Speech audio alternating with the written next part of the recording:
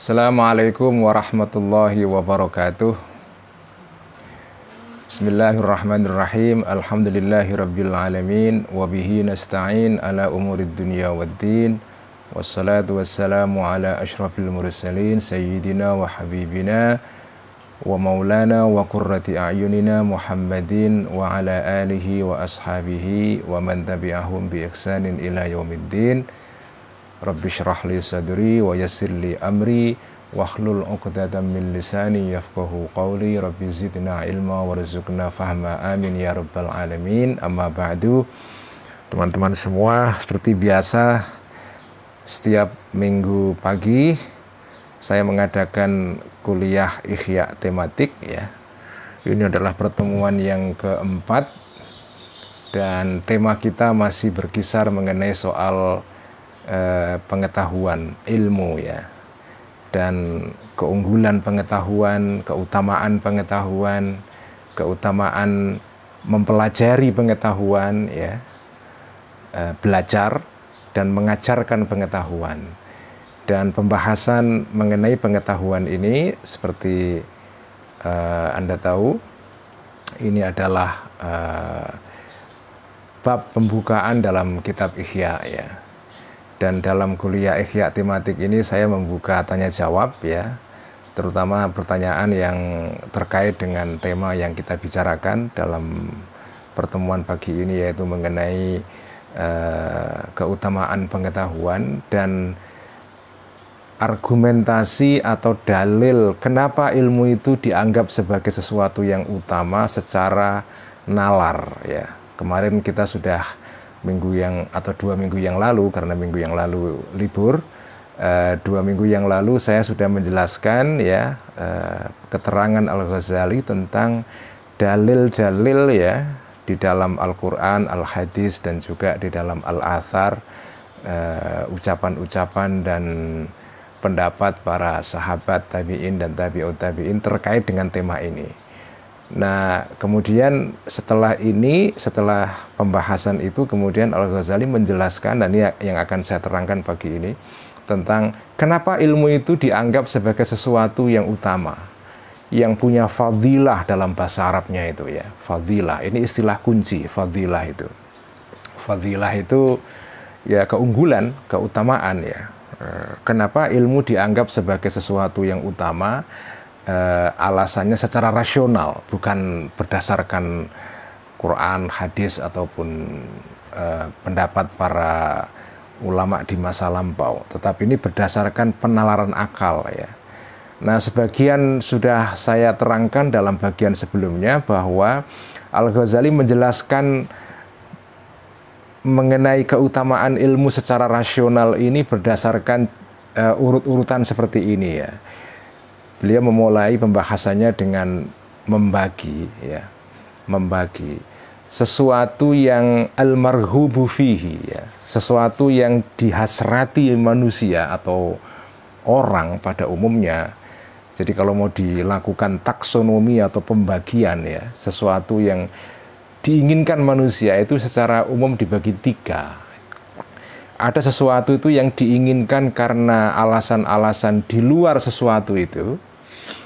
Ada sesuatu yang diinginkan karena memang dirinya sendiri layak diinginkan, ada alasan yang intrinsik di dalam sesuatu itu. Ada sesuatu yang diinginkan karena alasan keduanya, karena alasan eksternal dan juga internal. Nah, sesuatu yang diinginkan karena alasan eksternal, alasan-alasan di luar sesuatu itu, apa contohnya? Contohnya adalah emas dan dinar dan dirham ya, mata uang emas dan perak ya. Nah, emas dan perak itu diinginkan ya bukan karena dirinya sendiri sebetulnya kan, karena dia disepakati sebagai alat pertukaran. Jadi kalau seandainya manusia itu tidak memberikan nilai kepada emas dan perak ya sebagai alat pertukaran, ya mungkin orang tidak menginginkan itu ya. Kayak sekarang kayak apa namanya yang lagi viral saat ini ya, cryptocurrency atau uang kripto ya, atau non fungible token itu NFT itu. Itu apa sih NFT itu? Itu kan token saja. Token itu kan ya kode saja kan, kode ya, kayak token listrik gitu kan. Token listrik itu kan nilainya kan bukan karena dirinya sendiri, tetapi nomor urutan nomor itu kita beli karena memang dia berguna untuk ya mendapatkan listrik ya. Nomornya sendiri sih nggak ada artinya apa-apa kan. Jadi sesuatu diinginkan karena alasan di luar dirinya. Jadi NFT ya orang sekarang ramai membicarakan itu bukan karena tokennya itu berupa kode itu, tetapi karena sesuatu di baliknya. Ya. Jadi sesuatu itu diinginkan antara lain karena alasan yang eksternal. Itu contohnya tadi itu ya, emas dan perak, atau sekarang ya termasuk uang yang kita pegang sekarang ini, uang kertas itu ya, uang kertas. Itu kan ya kalau kertasnya sendiri kan orang bejaji ya Pak ya, nggak bernilai. Tetapi karena ada kesepakatan, ada konvensi sosial yang memberikan nilai kepada uang ya orang mencari barang itu. Nah, kemudian ada sesuatu yang diinginkan karena sesuatu dalam dirinya sendiri. Memang dirinya sendiri itu memang layak diinginkan, dicari ya. Nah, Al-Ghazali menyebutkan di sini contohnya adalah kebahagiaan abadi. Kebahagiaan di kehidupan kelak. Jadi kebahagiaan abadi itu dicari ya karena sesuatu dalam dirinya sendiri ya. Bukan karena sesuatu yang lain, tapi karena alasan yang internal, yang intrinsik di dalam sesuatu itu. Ya tentu saja ini kebahagiaan abadi dicari oleh orang-orang yang percaya kepada kehidupan kelak. Kalau nggak percaya ya tentu nggak dicari ya. Tetapi bagi orang yang percaya kehidupan kelak ya, kehidupan akhirat itu, maka kebahagiaan yang abadi di dunia sana itu diinginkan ya menjadi tujuan utama kehidupan manusia ini karena sesuatu dalam dirinya sendiri, bukan karena alasan yang eksternal. Nah, kemudian ada sesuatu yang dicari karena alasan kedua-duanya, ya eksternal ya internal. Itu contohnya adalah kalau dalam kitab Ihya ini ya, contohnya adalah seperti sehat, ya. Badan kita sehat ya. Semua orang kepengen sehat. Kenapa? Ya karena dua alasan. Karena memang sehat, badan sehat itu sendiri dicari, dan juga badan sehat dicari karena kalau orang sehat dia bisa melakukan hal-hal yang lain ya. Jadi dia dengan sehat bisa melakukan aktivitas ya, bisa nonton bola, bisa nonton MotoGP di Mandalika dan seterusnya kalau punya uang ya. Kalau enggak ya nggak bisa juga. Jadi itulah, jadi ini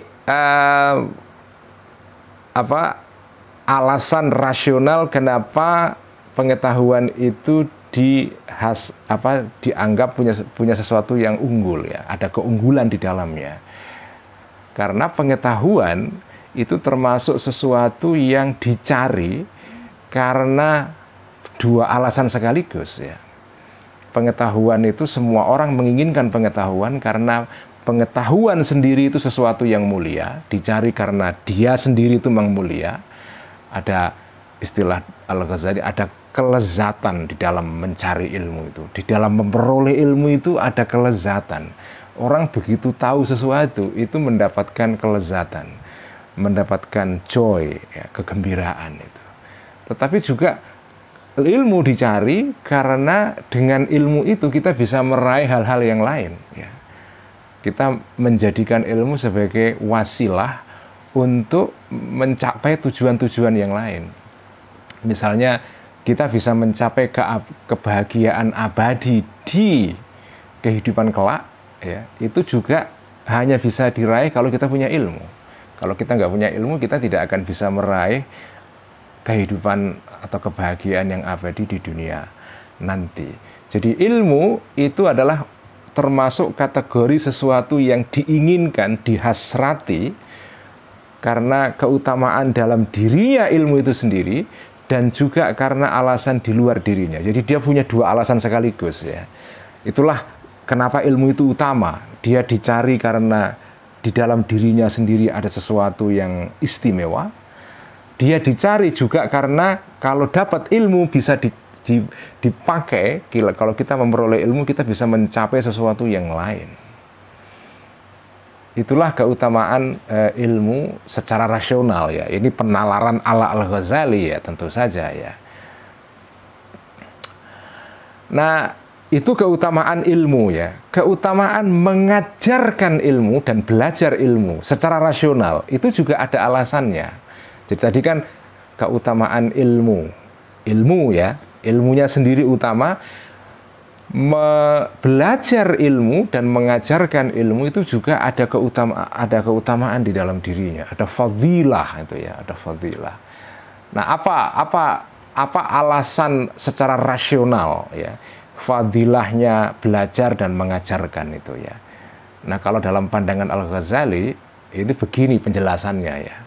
Ini alasan rasional, ini nggak ada dalam Quran dan di dalam Quran tidak ada, dalam hadis tidak ada. Ini penalaran ala Al-Ghazali, ini temuan beliau sendiri untuk menjustifikasi ya keutamaan ilmu, keutamaan belajar ilmu dan keutamaan mengajarkan ilmu. Nah, bagian berikut ini menarik karena di sini ada teori Al-Ghazali mengenai soal politik itu. Nah, inilah reasoning atau penalaran ala Al-Ghazali. Kenapa mengajarkan dan belajar ilmu itu sesuatu yang utama? Beliau menjelaskan begini. Manusia pada umumnya ya, manusia itu kan hidup pasti ada tujuan ya. Ada sesuatu yang ingin dicapai, ada maqasid, ada sesuatu yang dituju. Nah, tujuan manusia itu di dalam kehidupan ini itu kan secara garis besar ada tujuan yang terkait dengan kehidupan sekarang, ada tujuan yang terkait dengan kehidupan nanti, ada tujuan yang terkait dengan dunia saat ini, dan ada tujuan yang terkait dengan kehidupan kelak itu. Jadi ini penalaran ala Al-Ghazali untuk menjelaskan keutamaan belajar dan mengajar ya. Nah, tujuan yang terkait dengan dunia kelak, dengan kehidupan kelak akhirat ya, itu tidak bisa dicapai kalau tidak dimulai di dunia ini. Anda tidak bisa mencapai kebahagiaan di dunia nanti kalau Anda tidak juga mengurus dunia sekarang ya. Jadi tujuan di akhirat itu bisa dicapai kalau kita juga bisa mencapai tujuan yang ada di dunia ini, karena dunia ini adalah persiapan menuju kepada kehidupan kelak.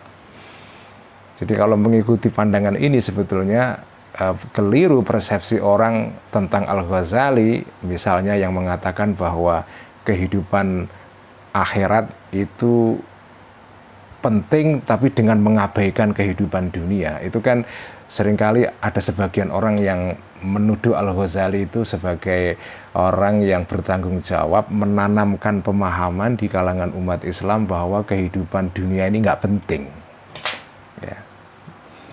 Nggak penting. Alasannya antara lain karena dalam kitab Ihya ini ada pembahasan tentang dhammud dunia, mencela dunia ya. Karena itu disimpulkan, wah kalau gitu Ihya ini ajarannya adalah membuat atau menganjurkan orang Islam untuk menjauhi dunia, meninggalkan dunia, tidak mengurus dunia, hanya fokus kepada akhirat saja. Nah, itu keliru. Jadi di sini kita membaca keterangan Al-Ghazali ya, bahwa tujuan manusia itu ada dua, tujuan dunia dan tujuan akhirat. Tujuan di akhirat tidak bisa dicapai kalau tujuan di dunia tidak dibereskan dulu. Karena keberhasilan kita mengurus dunia itu menjadi syarat kita bisa meraih kebahagiaan di akhirat nanti ya. Ad-dunya mazra'atul akhirah, itu istilah yang dipakai dalam kitab Ihya dan dipakai oleh banyak para ulama ya.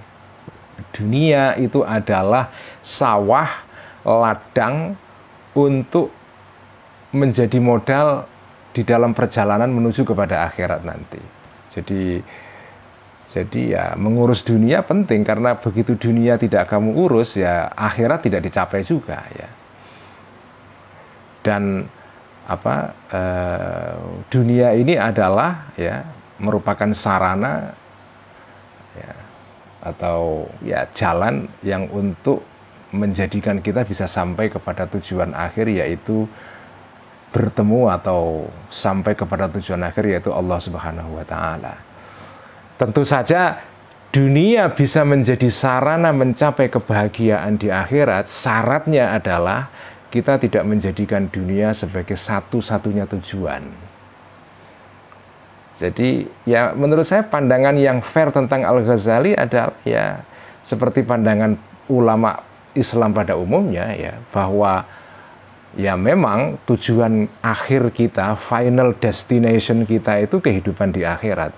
Tetapi kebahagiaan di akhirat ini, tujuan akhir ini tidak bisa dicapai kalau kita nggak menyiapkan prasyaratnya. Prasyaratnya itu ada di dunia ini. Karena itu mengurus dunia, ya, mengelola dunia itu menjadi penting. Cuma mengelola dunia ini tidak dipandang sebagai tujuan pada dirinya. Jadi orang ini tidak lam yattakhidh ad-dunya mustaqarran wa watanan. Orang ini tidak menjadikan dunia sebagai tanah air terakhir, ya. Ya. Memang NKRI harga mati, tapi NKRI bukan tujuan akhir. Tujuan akhir bagi orang beriman adalah ya kehidupan kelak. NKRI hanya instrumen sementara saja, wasilah gitu ya, menuju kepada tujuan akhir, yaitu kehidupan kelak itu. Nah, mengurus dunia, ya, membangun dunia ini, menyelenggarakan dunia ini, mengurus dunia ini tidak bisa kalau kita tidak melakukan pekerjaan, tidak melakukan sesuatu yang produktif, ya, tidak menjalani sesuatu yang disebut dengan khiraf, ya, pekerjaan-pekerjaan. Jadi sampean tidak bisa memakmurkan dunia sebagai wasilah atau instrumen menuju kepada kehidupan abadi kelak ini kalau Anda tidak bekerja di dunia ini. Makanya pekerjaan itu penting. Bukan pekerjaan dalam pengertian ini ya, pekerjaan kantor, bukan. Ya itu termasuk juga, tapi ini pekerjaan di dalam pengertian yang lebih besar daripada sekedar job dalam pengertian tadi, dalam job dalam pengertian modern itu, job atau employment, orang punya kerjaan yang menghasilkan uang, bukan itu. Tapi ini pekerjaan dalam pengertian pekerjaan membangun dunia ini. Nah, pekerjaan membangun dunia ini itu secara garis besar dibagi atas 3 kategori. Ini menarik ya. Jadi cara penalaran Al-Ghazali itu ketika menjelaskan sesuatu dibagi-bagi begitu, ditafsil ya.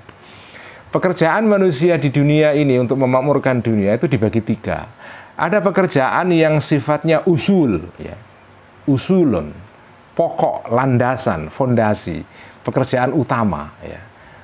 Nah, pekerjaan utama untuk membangun dunia itu ada 4. Yang pertama adalah az-zira'ah. Ya. Az-zira'ah itu artinya pertanian, menanam tanaman. Tapi kalau kita kontekstualisasikan dengan atau dalam kehidupan sekarang, az-zira'ah ini artinya tidak sekedar pertanian saja. Bisa pertanian, bisa dagang, bisa... Pokoknya segala hal yang mendatangkan penghasilan untuk mendukung kehidupan kita di dunia ini. Supaya kita bisa menuju kepada kebahagiaan abadi di dunia akhirat nanti, di kehidupan kelak ya. Jadi zira'ah di sini tidak, kalau menurut pemahaman saya ya, tidak bisa dimaknai secara spesifik khusus saja pertanian tok ya. Pertanian di sini mewakili segala profesi yang menghasilkan sesuatu untuk mendukung kehidupan manusia supaya dia bisa hidup ya. Bisa pertanian, bisa perdagangan ya. Bisa perdagangan itu perdagangan online ya, karena sekarang eranya era online, dagang melalui toko online ya,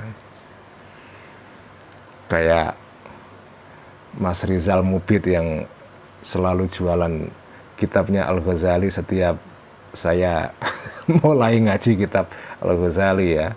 Nah, itu dagang, itu jadi pekerjaan yang kategorinya usul, pokok fondasi pertama itu adalah ziraah, yaitu pertanian atau perdagangan ya.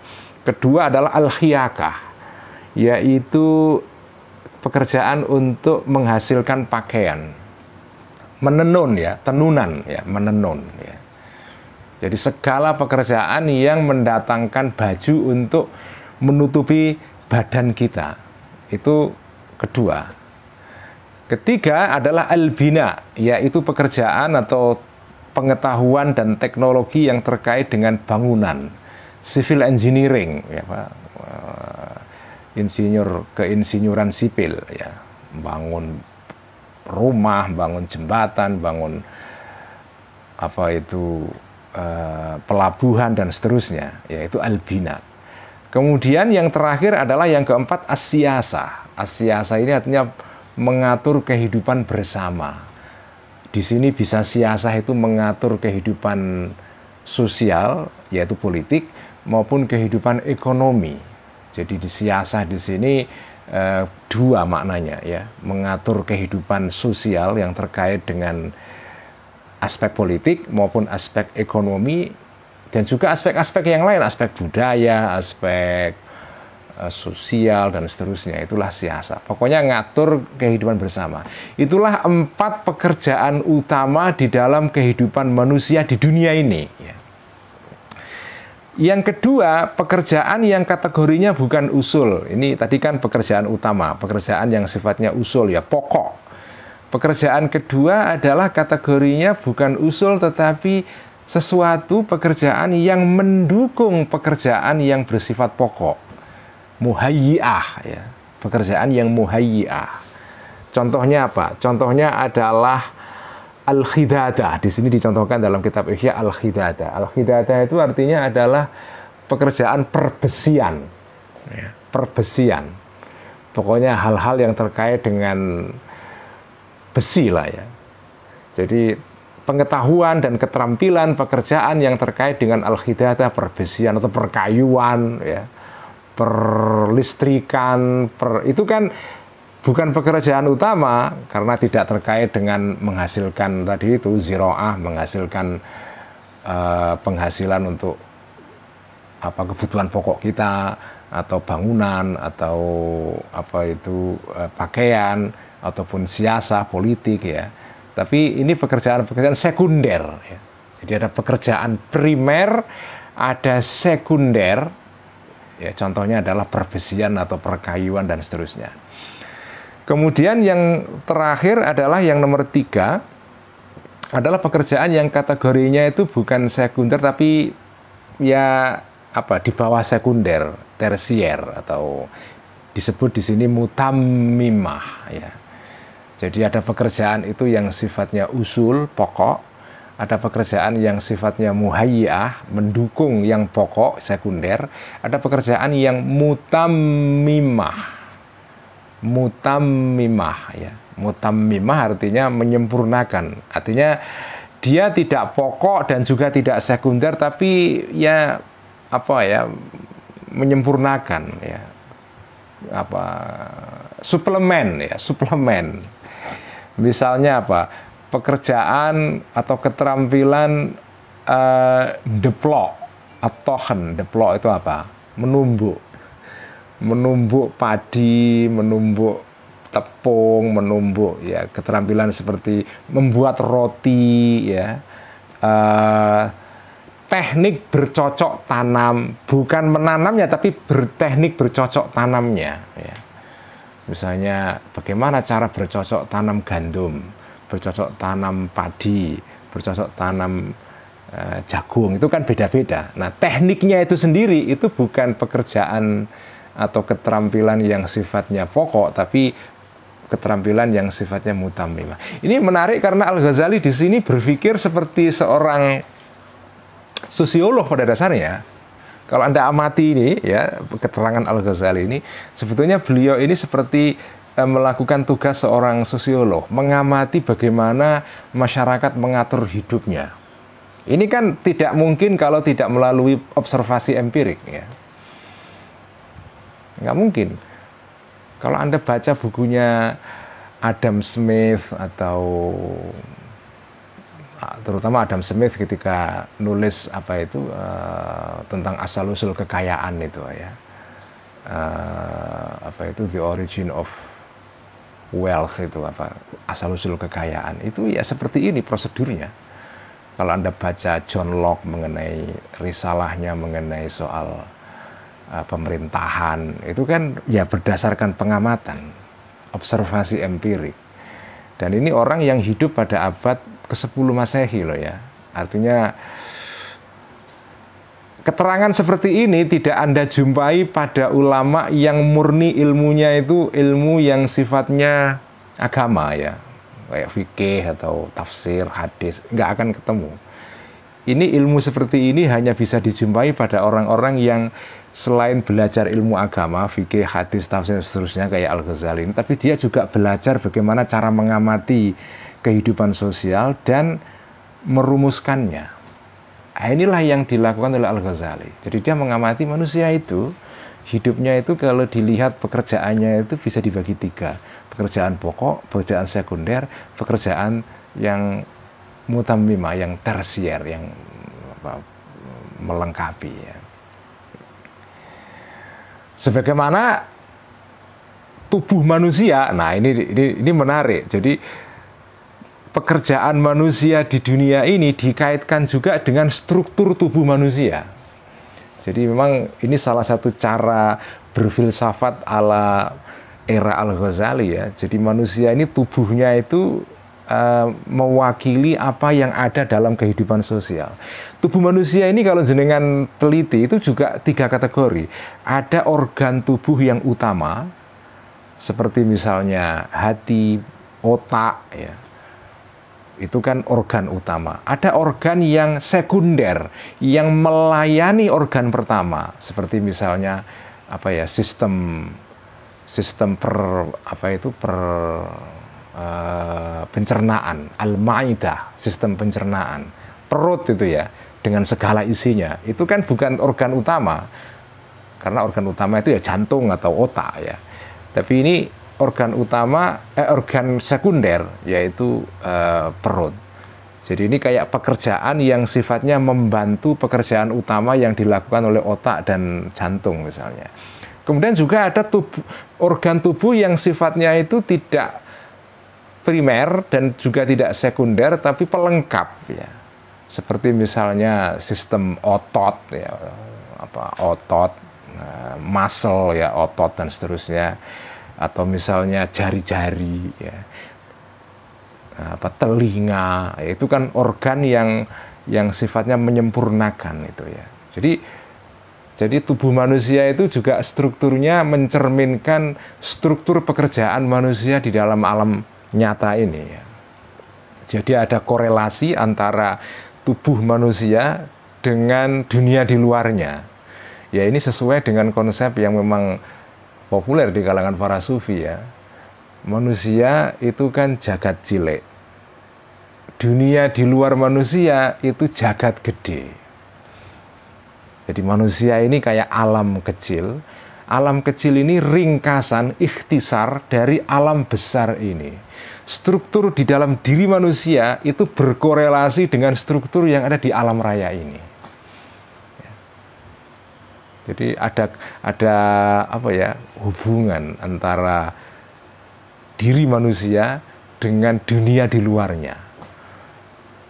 Ini salah satu cara pandang yang khas bagi kalangan para filosof, para ulama di era Al-Ghazali, dan ini juga kita jumpai di dalam misalnya filsafat Yunani, ya, di dalam filsafat Kristen abad pertengahan, ya.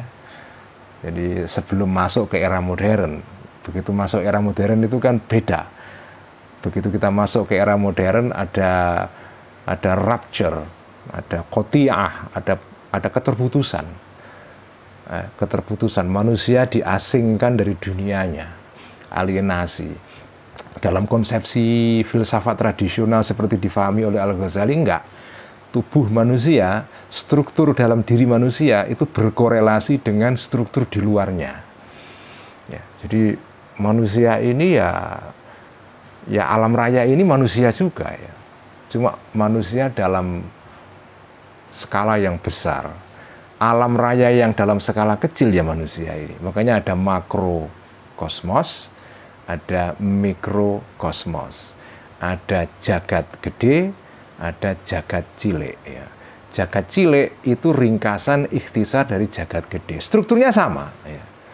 Kalau jagat cilik rusak, jagat gede juga rusak. Jagat gede rusak, jagat cilik juga ikut rusak. Kalau ada kerusakan lingkungan di dalam habitat manusia, jagat cilik manusia juga rusak juga. Kalau ada kerusakan di dalam jagat cilik manusia, dalam jiwa manusia, lingkungan manusia juga rusak juga. Jadi kerusakan lingkungan itu bisa terjadi karena dua hal. Karena berasal dari diri manusia, atau kerusakan dalam diri manusia berasal dari kerusakan dalam habitatnya. Jadi berhubungan itu ya. Makanya menarik sekali, ini menarik banget ini ya.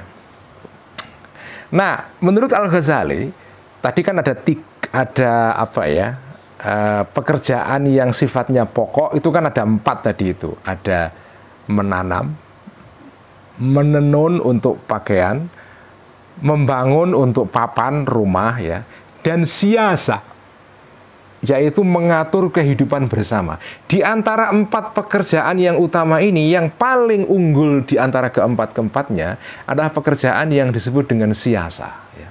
Jadi teknik untuk mencari apa ya, pengupo jiwa, rezeki, ma'isyah, ya, entah pertanian, perdagangan, itu atau teknik membangun, teknik menenun, untuk menghasilkan sandang, pangan, dan seterusnya, dan papan, itu semuanya di bawah, statusnya itu di bawah pekerjaan yang disebut dengan siasa, politik. Politik dalam pengertian ngatur kehidupan bersama ini. Nah, saya ingin memberikan perhatian ini untuk menutup keterangan atau ceramah saya pada pagi hari ini sebelum nanti saya buka tanya jawab ya. Saya ingin memberikan emphasis atau pertekanan untuk masalah ini atau keterangan mengenai hal ini, tema mengenai siasa ya. Jadi pekerjaan mengurus kehidupan, membangun kehidupan bersama supaya tertib secara politik, secara ekonomi, secara sosial, secara budaya, itu adalah pekerjaan yang paling utama di antara seluruh pekerjaan yang utama. Ya, tadi kan 4 pekerjaan utama kan. Yang paling unggul ini siasa ini. Nah, siasa politik itu dibagi atas atas 4 level ya. Karena level jadi ada yang tinggi, ada yang tengah, ada yang rendah. Jadi politik di dalam pandangan Al-Ghazali ini teori politik Al-Ghazali ya. Sekali lagi, politik di sini bukan milih presiden atau milih bupati atau gubernur atau lurah, enggak. Ya itu termasuk politik, tapi itu politik rendah itu ya. Politik di sini dalam pengertian apa ya? Governance, ya. Governance. Apa? Mengurus kehidupan bersama ya. Governing public life. Jadi mengurus kehidupan bersama. Entah itu politik, ekonomi, sosial, budaya. Nah, siasah di dalam pandangan Al-Ghazali, politik itu ada 4 tingkatan. Politik yang paling tinggi, ya, politik yang paling tinggi itu adalah politiknya para nabi-nabi, yang disebut dengan siasatul anbiya. Siasatul anbiya. Politiknya para nabi. Nah, politiknya para nabi ini, ciri-cirinya, ini adalah lingkupnya, artinya daerah operasinya, itu menyangkut orang awam dan orang khawas, orang elit, orang terpelajar dan orang yang tidak terpelajar. Itu semua tercakup di dalam politik kenabian ini. Karena nabi itu tugasnya tidak hanya berdakwah untuk orang yang pinter-pinter saja, untuk orang yang punya titel doktor ya, atau sarjana. Nabi itu juga tugasnya untuk mendakwai dan memperbaiki kehidupan orang awam juga, ya, bukan hanya orang pintar saja. Itulah ciri politik kenabian. Dan politik kenabian, jadi cirinya dua. Pertama, dari sudut lingkupnya. Lingkupnya itu mencakup orang awam dan orang terdidik. Kemudian sasarannya, ya, jadi targetnya politik kenabian ini adalah menyangkut batinnya para manusia dan zahirnya. Batin itu apa ya? Artinya apa? Yaitu mendidik rohani dan mendidik aspek yang lahiriah, perilaku, ya, perilaku. Jadi tugas para nabi itu, politik para nabi itu adalah mencakup sekaligus hal yang zahir dan batin. Yang menjadi sasaran politik para nabi-nabi, artinya dakwah para nabi-nabi, ya, itu ya memperbaiki batinnya manusia dan sekaligus memperbaiki aspek perilakunya dalam interaksi sosialnya, ya. Itulah ciri khas politik kenabian. Karena itu politik kenabian ini sifatnya totalistik, ya, totalistik, total. Orang awam terdidik, zahir batin, ya. Kalau dalam istilah HAM itu ya, ruang internum, ruang eksternum. Ruang internum batin, ruang eksternum zahir. Jadi nabi-nabi itu siasahnya mencakup dua wilayah ini. Karena itu ini politik tingkat tinggi. Jadi high politics, ya, politik tingkat tinggi. Yang kedua, di bawah politik para nabi-nabi adalah politiknya para raja-raja. Siyasatul khulafa wal muluk wassalatin. Politiknya para raja-raja. Nah, politik para raja-raja ini karakternya dua juga. Lingkupnya mencakup para orang awam dan orang terdidik. Raja itu kan ya berkuasa atas orang pintar dan orang bodoh sekaligus, ya. Orang elit dan orang awam. Dua-duanya itu ya harus tunduk kepada raja. Tetapi target kekuasaan atau siasah para raja-raja ini hanya menyangkut aspek lahiriahnya saja. Jadi yang diurusi para raja-raja itu bukan batinnya manusia. Nggak bisa mengurus batinnya manusia, karena itu wilayahnya para nabi-nabi yang nanti diteruskan oleh para ulama, ya. Jadi raja itu tugasnya hanya memastikan kehidupan zahir manusia ini tertib. Orang tidak mengganggu orang lain, tidak mencelakai orang lain. Kalau berkendaraan di jalan raya tidak saling nabrak satu dengan yang lain, karena itu ada marka jalan, ada bangjo, lampu merah hijau itu, ada lampu lalu lintas, ada CCTV, ya, ada CCTV, ada macam-macam, ada aturan tentang perhutanan, pertambangan. Hari-hari ini lagi masalah wadas lagi jadi isu ini, ya. Bagaimana etikanya menambang supaya tidak mengganggu orang-orang yang punya kehidupan di situ, ya, warga wadas misalnya, supaya habitat mereka tidak rusak. Nah, itulah wilayah politik raja-raja, termasuk Pak Jokowi itu wilayahnya adalah siyasatul muluk wassalatin. Tugas Pak Jokowi itu tidak mengurusi misalnya sampean ikut tarekat apa, enggak, ya.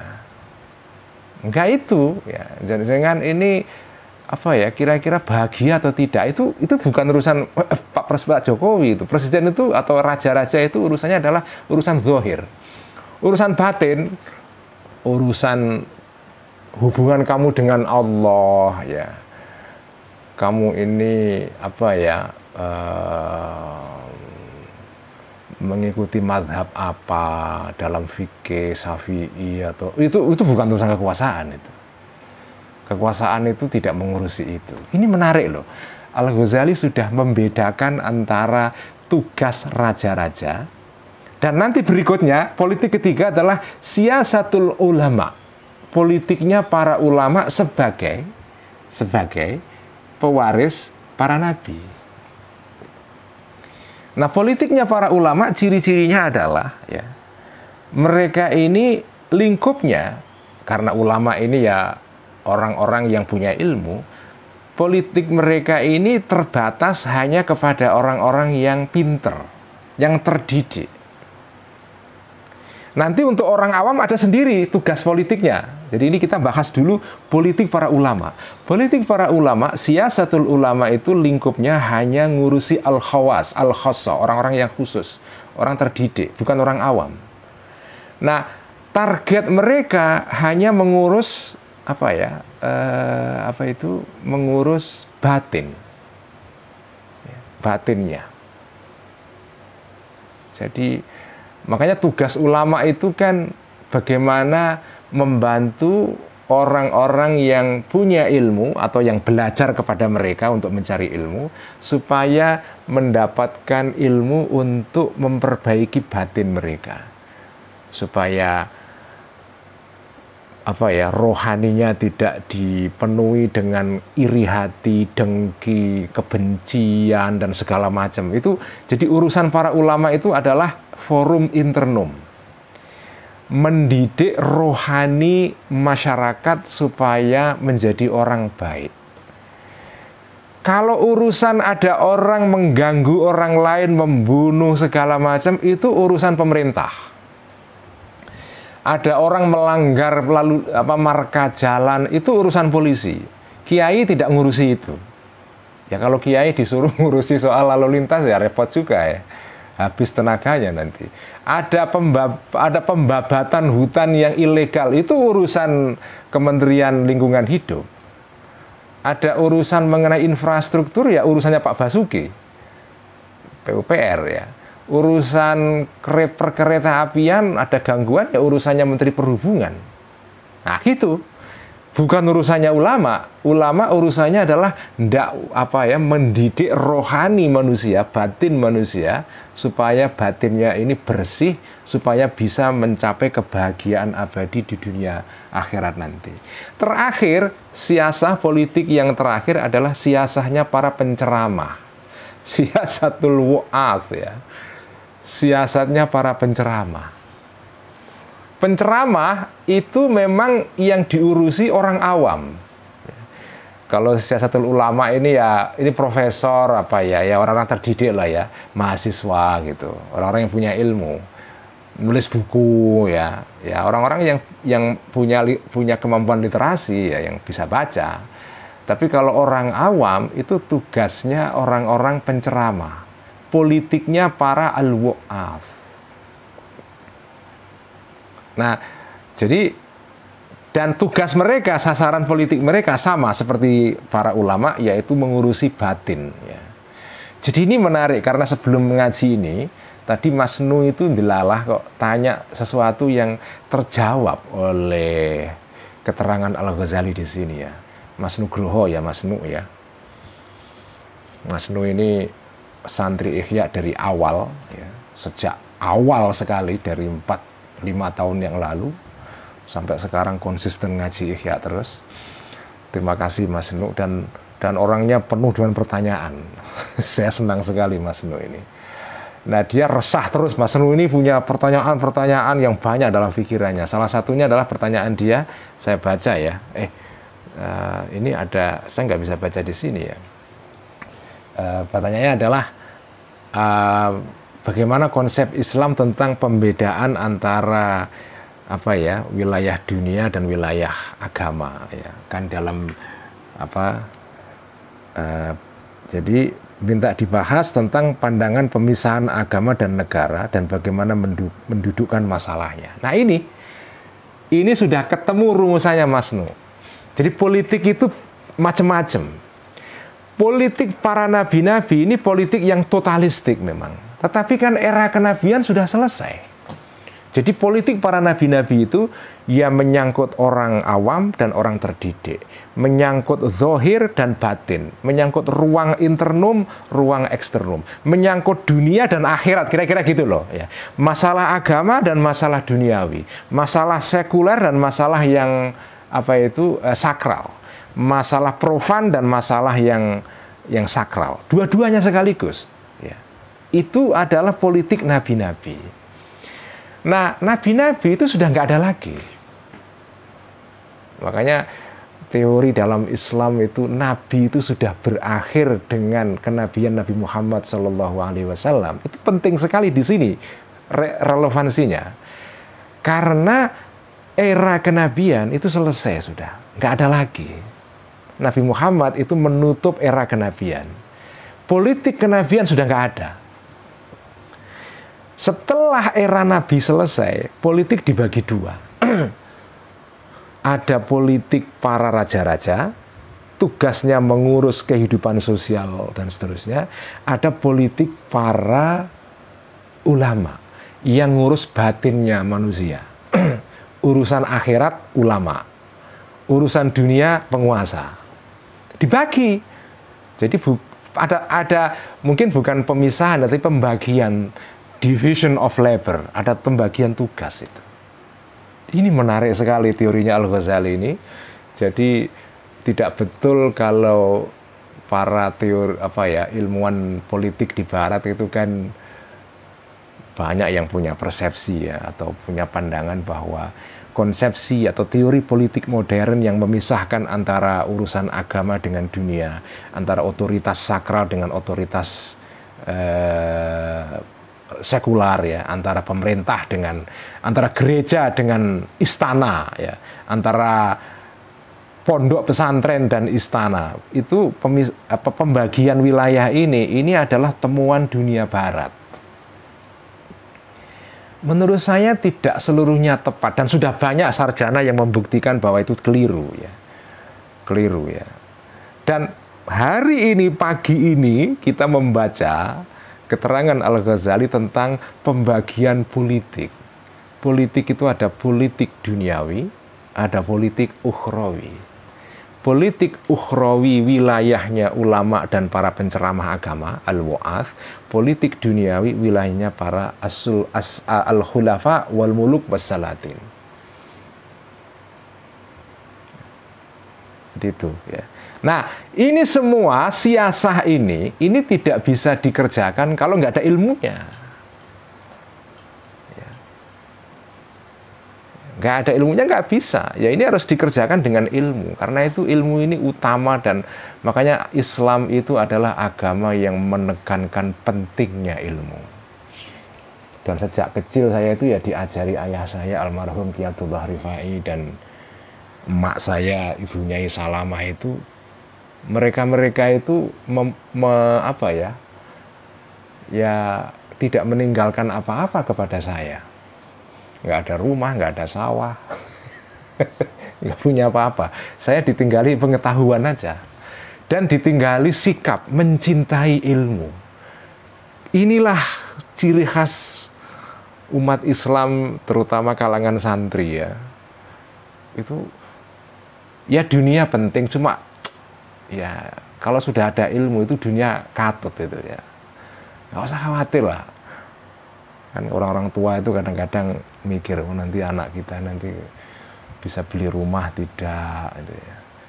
Bisa makin mahal rumah sekarang kan. Ya Allah, saya nggak tahu, saya juga nggak tahu apakah saya bisa membelikan rumah untuk anak saya, atau anak saya bisa punya rumah atau tidak. Saya nggak tahu juga. Orang tua saya dulu juga nggak mikir begitu.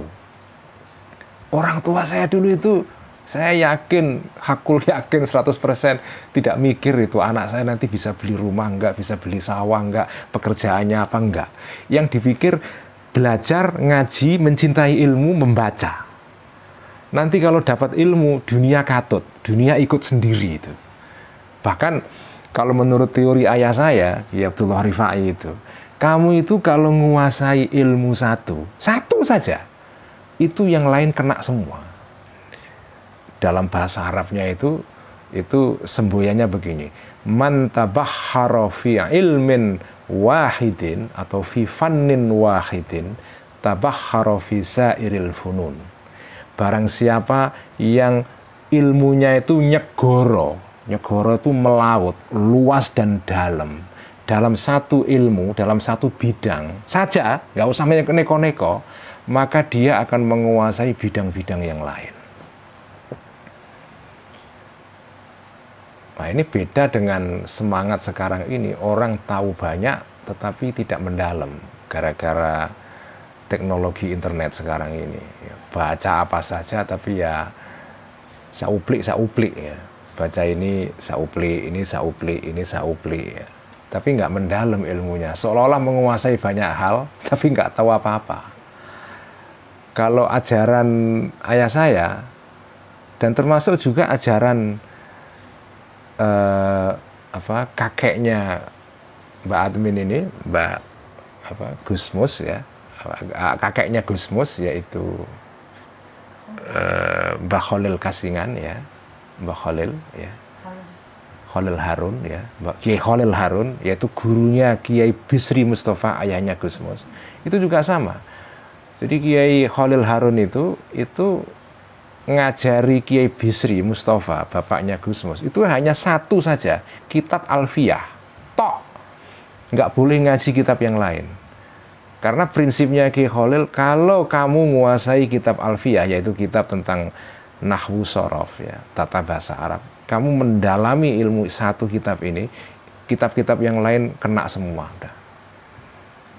Bahkan menurut cerita Abah Gusmus ya, Kiai Bisri Mustafa itu pernah dimarahi oleh Kiai Khalil karena suatu hari Kiai Khalil itu kepingin ngaji kitab Ihya, Kiai Bisri terus ikut mau ngaji. Dimarahi itu, loh kamu ngapain kamu kok ikut ngaji Ihya itu? Kamu ngaji Alfiyah saja. Ini hanya untuk para santri senior. Nah, itu jadi Mbah Bisri itu ngajinya kitab Alfiyah saja. Tapi dengan Alfiyah yang lain kena semua.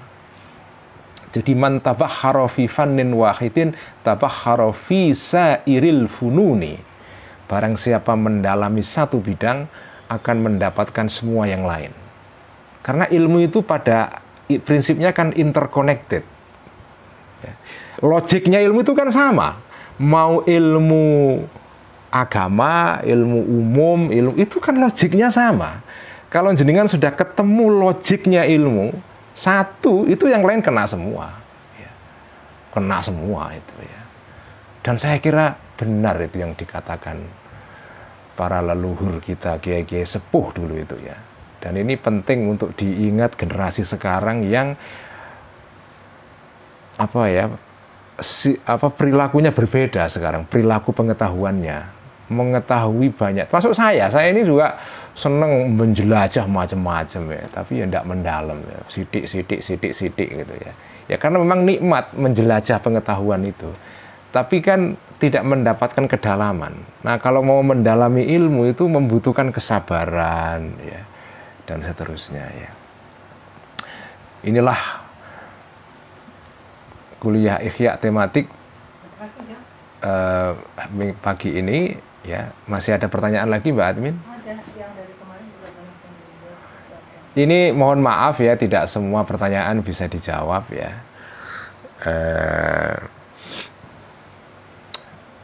Ya kan nggak semua harus dijawab semua ya. Tapi bertanya itu sendiri sudah berpahala. Ya. Jadi jenengan yang bertanya nggak dijawab itu nggak masalah ya. Itu sudah berpahala satu ya. Kalau dijawab pahalanya 2.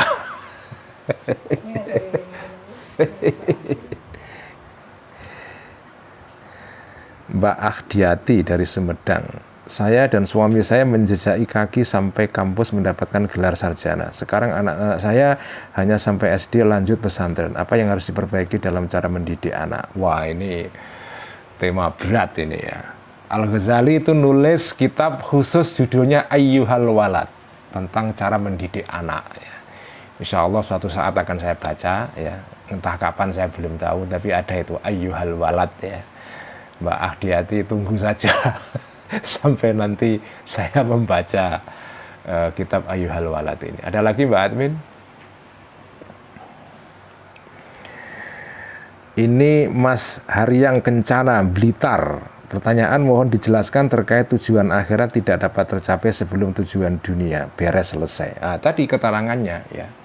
Jadi jenengan nggak bisa itu terus, oh yang penting akhirat saja itu ya.